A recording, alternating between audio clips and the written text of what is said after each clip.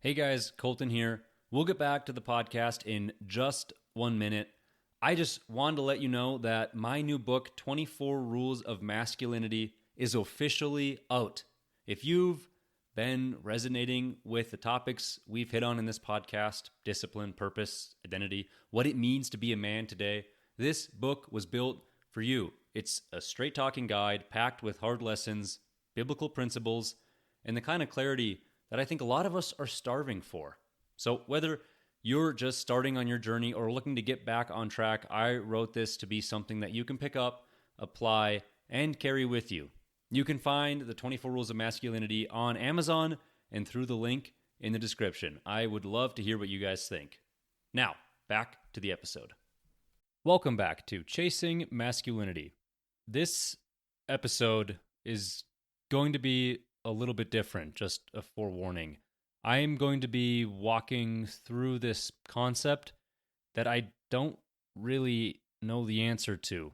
This is, or at least it's going to attempt to be a genuine walkthrough of my thoughts and internal struggles. And just as a preface, this episode was recorded just a few days after the very well-known death of Charlie Kirk. So there is definitely some level of political relevance, or I suppose you could say it's a little bit less timeless than maybe some of the other things I've talked about. I usually try to avoid talking about specifics and getting bogged down in topical subjects, but this has just been something that's been on my mind, and I wanted to walk through this and see if it works itself out.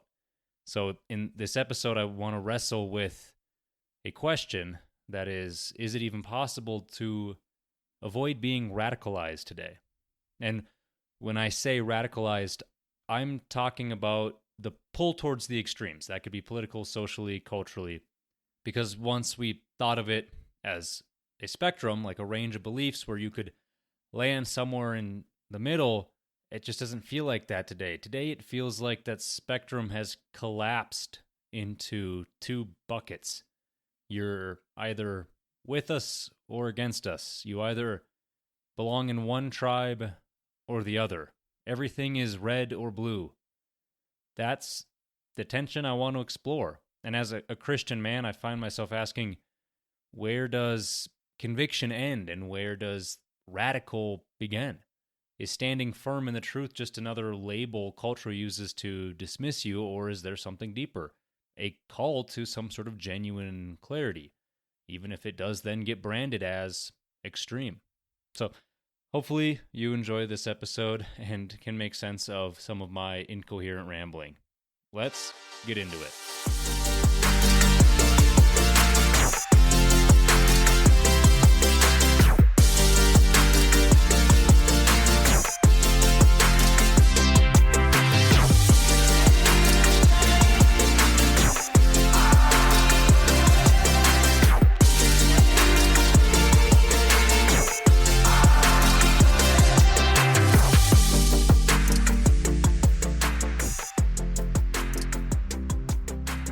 So I want to start with some of my personal experience in feeling this pressure.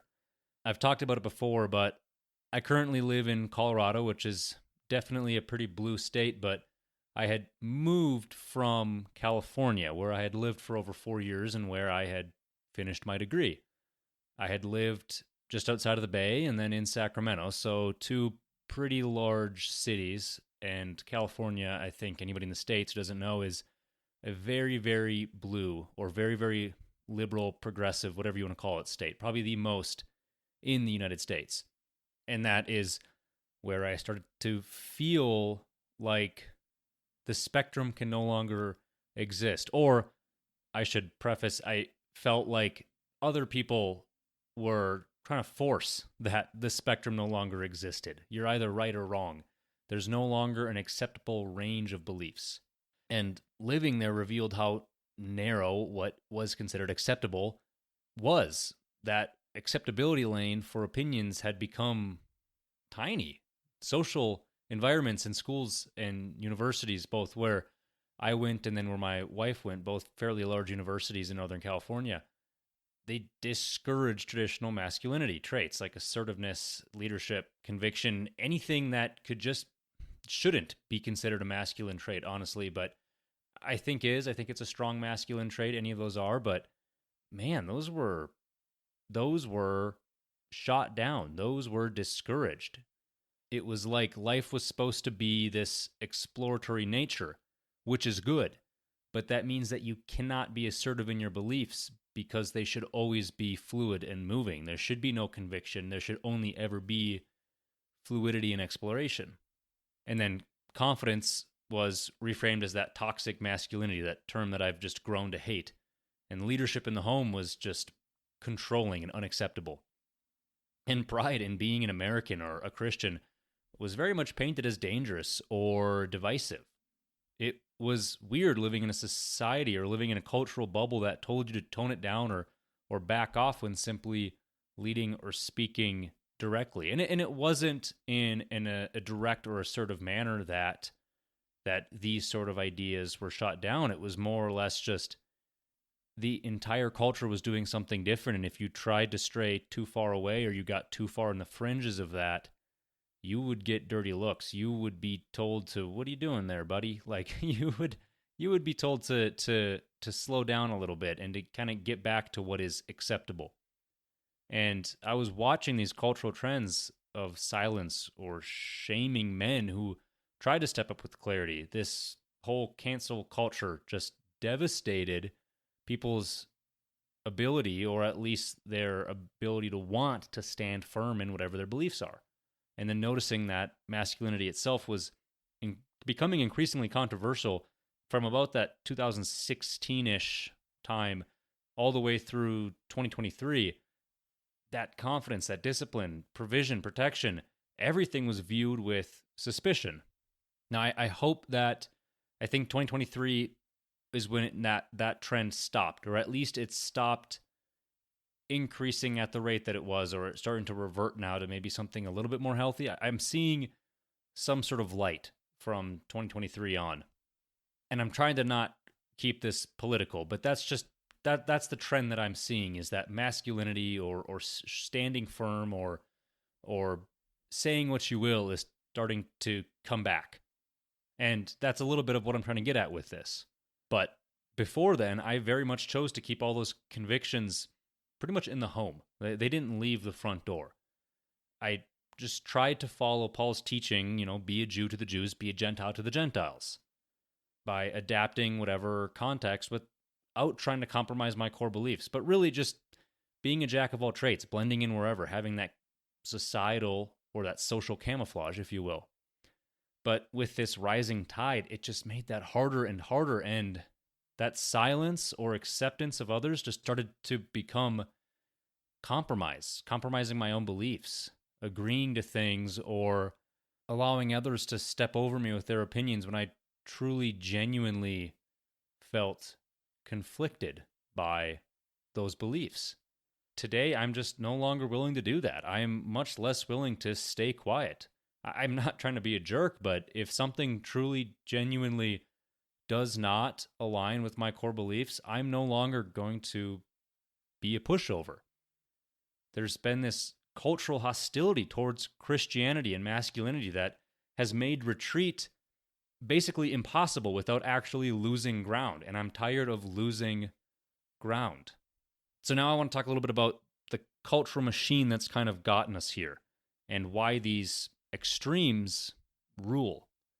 This polarization is built in. News cycles thrive on outrage. Calm or nuanced discussions just doesn't sell, and that's ultimately what news channels are trying to do, is they're trying to sell seats. They need views. And same with social media algorithms. They're going to reward the loudest, angriest voices, pushing people to the extremes. It's much easier to be able to get a large audience if you can push everybody into a single bucket and then just appeal to that bucket. People don't really hear arguments anymore. They just hear these terms of us versus them.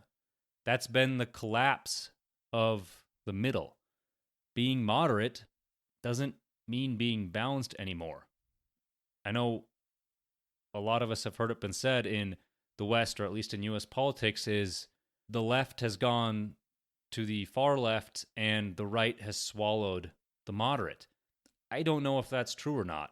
I think it makes sense that that is at least somewhat the case, but there's also some level of there's no longer an even spread across that spectrum. I don't like thinking things in 2D. It's obviously much more complex than that, but it is kind of the simplest way to think about this is a two-dimensional scale, a spectrum, and where you could think of a traditional distribution where most people are going to fall in that middle, it's becoming wider.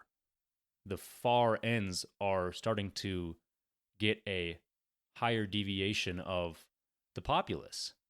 And now moderation is framed as being weak or even portrayal to a specific side. It's like when somebody approaches you with whatever new thing is in the media and they ask for your opinion and you just say, let's wait and see. And in the moment, this cultural issue is the most important thing in the world. So how dare you not pick a side? And if you refuse to pick a side, then guess what? You're on the other side. I mean, in the past several days, I've heard people openly calling for war, that this is it. This was the straw. We are going to war. The two cultural paths that men are offered now, it's hyper-aggression, so you become militant, angry, combative at all times, or that's that hyper-passivity. It's the sweater guy. It's disengaged, staying quiet, retreating into the convenience and discomfort of being told exactly what to do and think. But both are very much traps. Both keep men from actually leading themselves and being able to stay true and balanced. I've just observed these moderate voices or moderate people or steady voices just getting drowned out. They no longer exist, and they're very much rarely celebrated. And the irony is being moderate in today's culture means holding to traditional values like the Christian faith and steady leadership. That now of in itself is considered radical. And that's, again, kind of what I'm getting to here is, does the moderate still exist? Yes, we're being pushed in each direction, but at the same time, now what I used to think of myself as a very moderate individual, I'm sure most people would think of me as a radical, as an extreme. And I'm struggling with, can anybody even still say that they are a moderate? So I've been trying to find some scripture or find some sort of conviction through my faith as a Christian to see if there can be any guiding light here. And I always go back to the example of Jesus, where he was boldly controversial. He was willing to confront the Pharisees. And I'm always drawn back to him flipping tables in the temple and calling out the hypocrisy. Now, that was pretty extreme, but he wasn't extreme for the sake of being extreme. His actions had a purpose, and they were in alignment with God's will. His boldness was rooted in that truth, not in ego. But that's where, okay, Jesus flipped tables in anger. He said he was angry, but it was with a righteous anger. And so, is now the time for us to have a righteous anger? I don't know. I don't think so. But does it mean that we can never have a righteous anger? Does it mean we always have to be a moderate pushover? Then there's Peter's call, where he says Christians are meant to be different in 1 Peter. We are set apart from the world. Christians are to be different. And that difference might actually naturally look radical, especially when the culture is dramatically shifting away from God. So I go back to, is now the time for a righteous rage, to boldly stand up and push back and refuse to bend? Is it time to say no? This country was founded, or the Western culture was founded on Christian principles. I refuse to let that be abolished, to let that be drowned out. Or is it time for humility and restraint and patience, trusting that God will fight the battles in his timing? And I'm not saying this is a call to action or to go marching on the streets with torches, especially because if you're listening to this, that's probably not what side of the spectrum you're on. But there's that tension in humility. How can we humble ourselves now? Humility, it's not a weakness. It's going to cultivate gratitude and grace and forgiveness and a better perspective on things. But humility doesn't mean disappearing or surrendering truth. Jesus remained humble, yet he didn't compromise his truth for acceptance of the world. Quite the opposite. If Scripture calls us as men to conviction with humility, then the challenge is just discerning when silence equals faithfulness and when silence equals compromise. And it's hard to tell what time we're in right now. That's kind of where masculinity is. We're in a polarized world. Think of masculinity then versus now. 5 years ago, even basic masculine presence was seen as radical. Today, it's still threatening to fragile cultural narratives, but not quite as openly suppressed as it was from that 2016 to 2023 range. That's when masculinity was completely toxic. And there's been some resurgence, but there's still very much a cultural suspicion. Even though we're starting to, I hope, revert to better grounds, masculinity still feels radical today. Leadership is still seen as control. Confidence is still labeled as arrogance. Conviction is dismissed as intolerance. Responsibility is framed as oppression. Men should supposedly share everything equally, but leadership itself gets demonized. And again, we've already touched on the role of social media, but those echo chambers, those platforms that funnel men into extremes, it's that hyper-aggressive fight back camp or the hyper-passive do-nothing group. And there's corruption of balance because nuance doesn't trend, but outrage certainly does. So it's almost like if you have any presence with the online world, you have to fall into one or the other buckets or one or the other camps. And those algorithms, of course, reward that tribalism where you're forced to pick a side and they keep funneling you there because it's a lot easier for algorithms to predict what's going to keep you scrolling on their app if they can tell you what to think and push you towards a specific direction. If they can nudge your preferences over time so that instead of constantly trying to predict what you're wanting and what you are wanting to see, they can nudge you in a direction so they're able to automatically cater to that. They are not predicting your preferences, they're choosing your preferences for you, and then they're able to keep you on their platforms longer. And of course, masculinity is being called radical. I think it has for the longest time. But it increasingly depends on who's labeling you rather than what you're actually doing. And that's where I'm starting to see this light. Masculinity is no longer radical to culture. It's radical based on who's telling you what. If you're leading your household biblically, you are definitely going to get labeled as radical by certain secular voices, but absolutely respected in faith-based communities. Moderation itself is reframed as extremism. What was normal 10 years ago could now get you silenced or mocked. It is now considered radical. But again, it all comes back to who? Who is saying that you're radical? So in this polarized world, radical has kind of lost its meaning. It's a weaponized label, but it's really not an honest description of anything. It just comes down to if you are opposing somebody who is in the other bucket than you. How can we then stay grounded and avoid this extremism or getting pulled into one side or the other? One, I always say it, brotherhood. So those offline friendships with strong men that are going to be able to help you cut through the digital noise. Real conversations are going to replace those echo chambers. A men's group, a gym community, or just some consistent friendships that can call you out when you're slipping.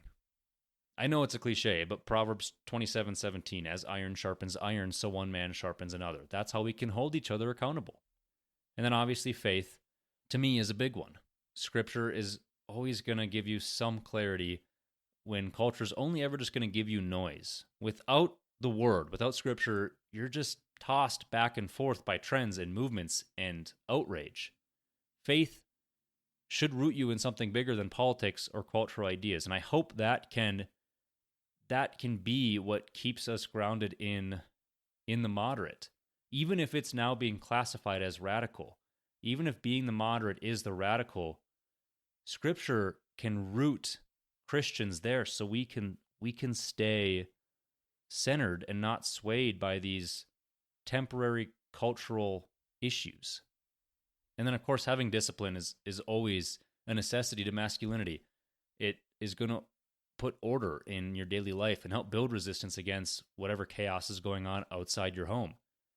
Finding those anchors in fitness or family leadership or your prayer life or even work, something that's able to keep you away from scrolling.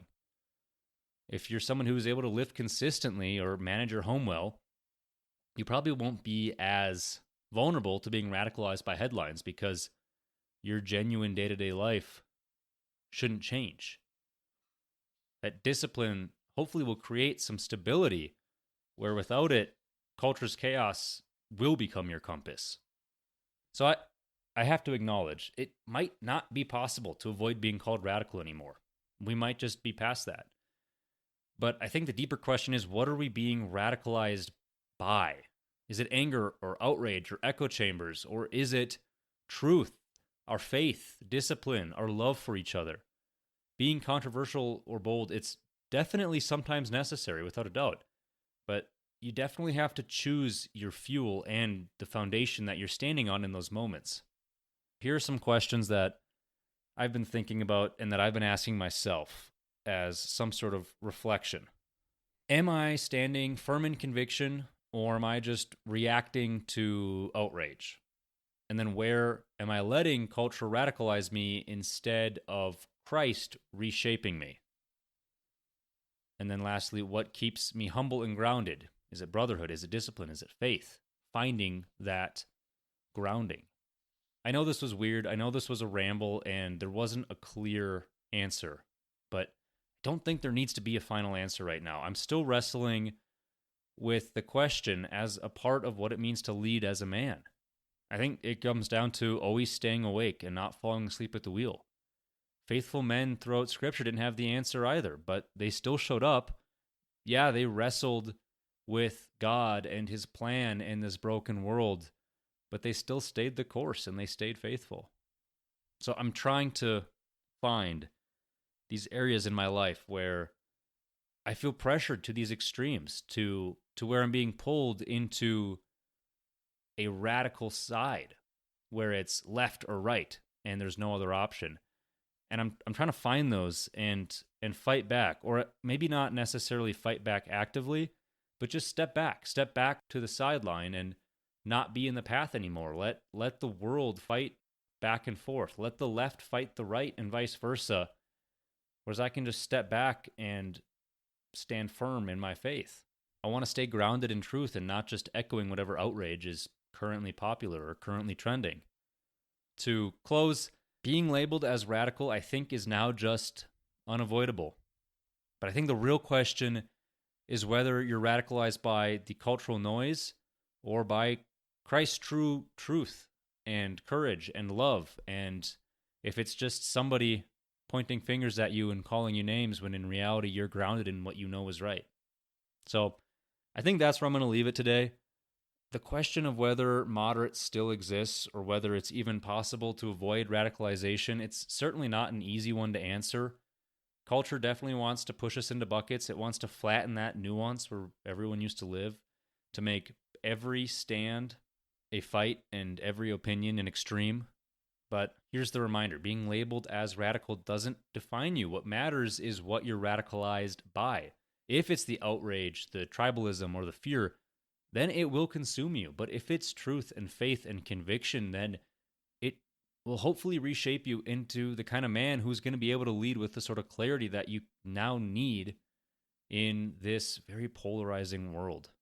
So ask yourself this week, am I reacting to the culture, or am I truly being reshaped by something greater than myself? Am I letting the noise set my course, or am I grounding myself in brotherhood or in discipline or in Scripture? You may not have the answer right now. I certainly don't. But wrestling with these questions is itself part of the calling. So thank you for tuning into Chasing Masculinity. Appreciate you hanging in there with me on this one. Until next time, keep chasing.